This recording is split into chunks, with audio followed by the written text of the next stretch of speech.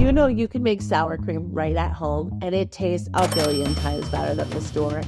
Hey, I'm Christina from Sunny Cove Farm. I'm a raw dairy farmer, homestead, and real food enthusiast. So let's get in. How do I take this fresh cream and turn it into sour cream? I simply do this.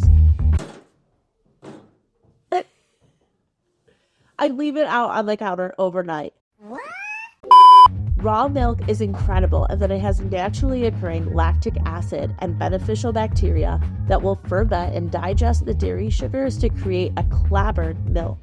When the cream is separated from the milk, the cream turns into sour cream.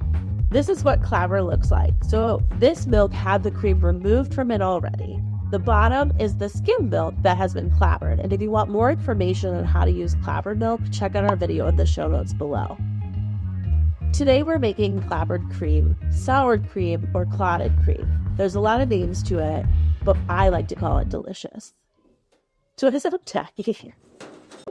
So this cream I've left on the counter for about 18 hours now. If I want it to be a little bit thicker, I can continue to leave it on the counter.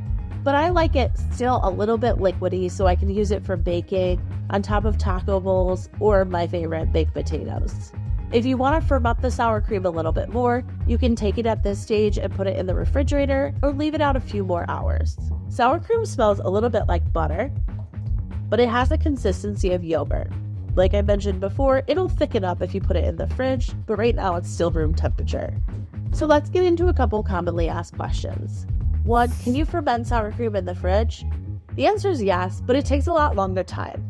The first thing you could do when you ferment it in the fridge is speed up the process by introducing another culture to the cream you're going to sour. That culture can look like whey from the top of your clabber, or if you had a batch of yogurt in your fridge.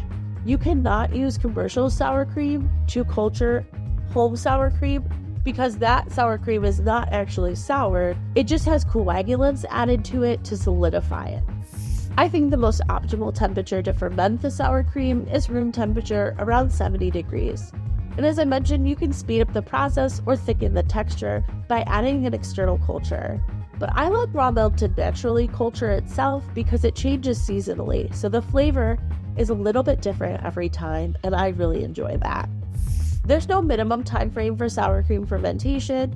If you're using it for baking and you still want a very loose cream that's not thick, you can ferment it for 3 to 4 hours on the counter and it will start to smell and taste sour. As far as a maximum, if you go too long, your cream will start to look like a clabber. So there'll be a whey separation and a thickness to it.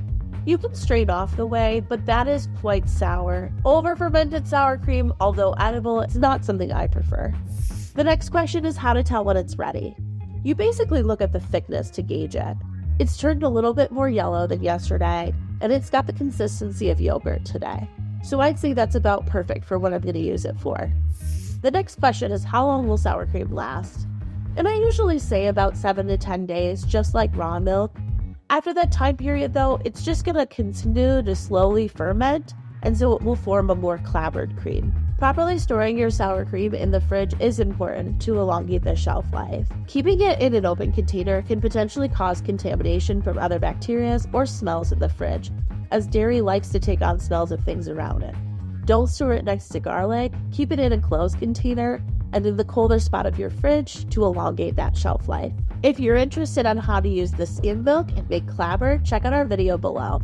I hope you found this video helpful today. If you have any other questions about raw milk, fermenting raw milk, or all things farming, let me know in the comments below.